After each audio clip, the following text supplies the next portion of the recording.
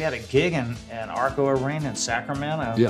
Flying to San Francisco, and Ronnie gets off the plane. What if the voice behind your favorite country memories suddenly fell silent mid-show, mid-note, mid-legend, no goodbye, no spotlight, just a quiet exit that shook 20,000 fans to their core? When Ronnie Dunn of Brooks and Dunn walked off stage, hearts broke across the country. Was it illness? Was it the end? Or something deeper? This isn't just a story about music, it's about strength, silence, and the fight to keep going. Stick around, because what really happened to Brooks and Dunn will leave you emotional and inspired. You won't want to miss this. The date was April 3rd, 2025, and the venue was the Gainbridge Fieldhouse in Indianapolis. The energy was electric. Brooks and Dunn were back on stage, and the crowd was roaring, reliving the magic of the 90s. But something wasn't right. From the very beginning, fans noticed Ronnie Dunn was different. During Rock My World, Little Country Girl, he sat on the stage right as something longtime followers had never seen. His legendary voice, once capable of hitting soaring highs and deep soul-wrenching lows, cracked during the high notes. His movements were slower. His energy dimmed out the moment that broke the internet came during the encore. As the first notes of Booth Scootin' Boogie rang out, Ronnie stepped forward, looked out at the crowd, and said, "Sing it if you know it." But instead of singing with them, he stepped back, tapped his chest, glanced toward Kix Brooks, shook his head slowly, and quietly walked off stage. There was no announcement, no spotlight, just silence. Fans took out their phones, recording what they knew was not just a performance but a moment, a turning point, almost instantly. Social media exploded. TikTok videos of the walk-off flooded the platform. Hashtags like #RonnieStrong and #Pray for Ronnie trended for days. Fans across the country shared memories, well wishes, and messages of love. Some who had attended the show left comments like, "It looked like you were sick near the end. Hope you get better soon."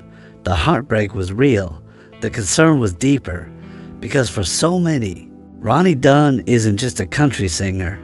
He's the voice of their memories, the background to their first loves, breakups, road trips, and dance halls. Behind that emotional walk-off was a hidden storm of health battles that Ronnie had quietly endured for months. It began in December 2024 with a skiing accident.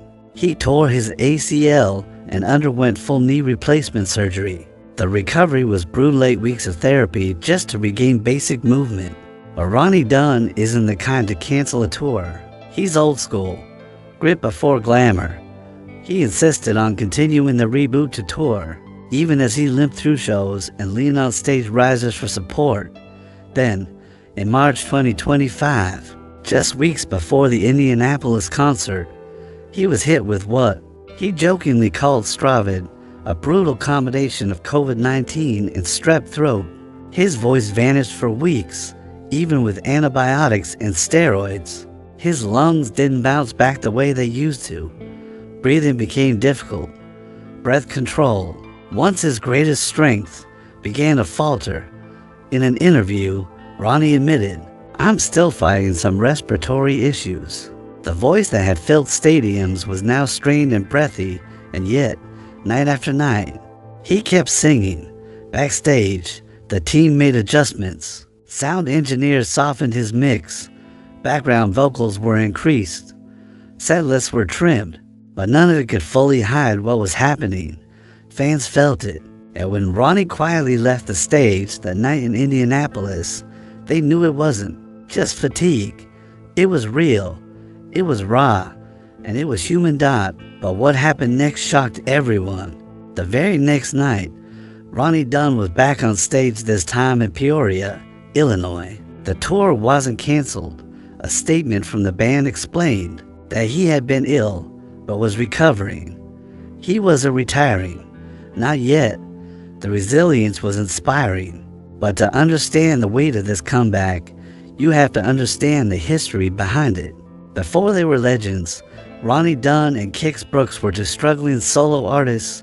Kix, born in Louisiana, had built a reputation as a skilled songwriter, penning hits for others. Ronnie, from Texas, had once studied to become a Baptist preacher, but was kicked out of seminary for playing honky-tonks. They were proud, stubborn, an independent IntelliRecord executive had a wild idea: pair them together. At first, neither of them liked the concept, but during their very first songwriting session, magic happened. They wrote to no one hits. Their 1991 debut album, Brand New Man, sold over 6 million copies. Just like that, Brooks and Dunn were born. Over the next decades, they became country royalty.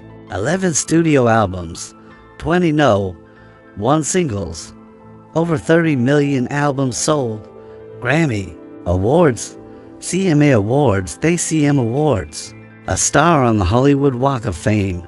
They didn't just perform, they created a movement. Their shows featured fireworks, lasers, confetti, and the kind of wild energy that defined an entire era of country music.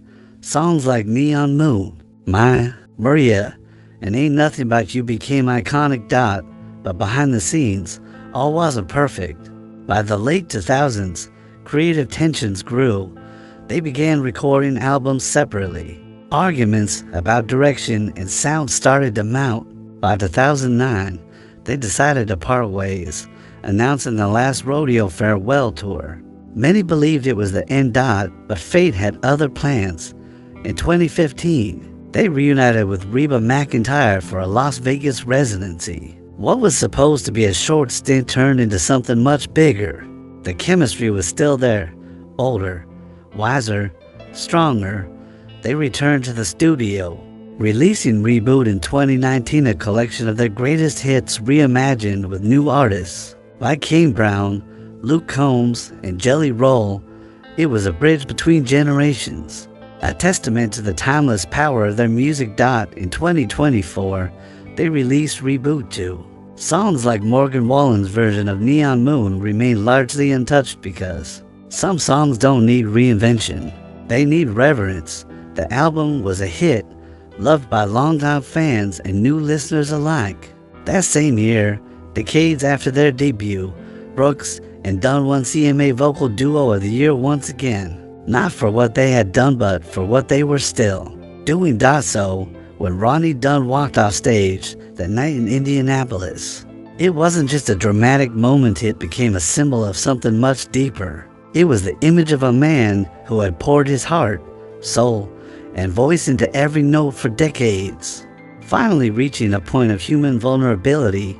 And yet, instead of judgment or criticism, what he received was an outpouring of compassion, loyalty, and unwavering support.